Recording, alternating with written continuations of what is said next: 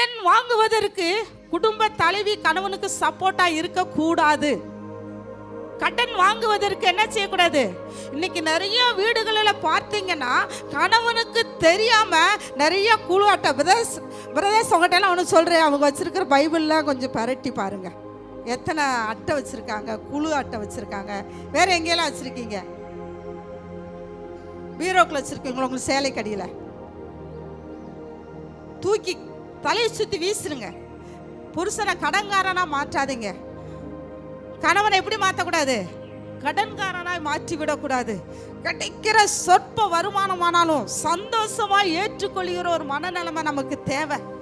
என்ன சப்பாத்தி பண்ணிட்ட, எடுத்து விட்ட காரணம் பாரு, அவன் வீட்டில் எண்ணெல்லாம் வாங்கி வச்சிருக்கான், வாங்க கூட தானே வேலை பார்க்கான் அப்படின்னு மானங்கண்ணியமா புருஷனை என்ன செய்யாதீங்க, பேசாதீங்க. தரக்குறைவாய் பேசுவதை இந்த நாளில விட்டு விடுங்க. கணவனுக்கு மதிப்பு கொடுங்க, கணவனுக்கு கீழ்ப்படிங்க. ஹல்லேலூயா. இவ்விதமாய் நம்ம செயல்படுவோம் என்று சொன்னால் குடும்பத்தில் ஒரு பெரிய ஐக்கியத்தை பார்க்கலாம்.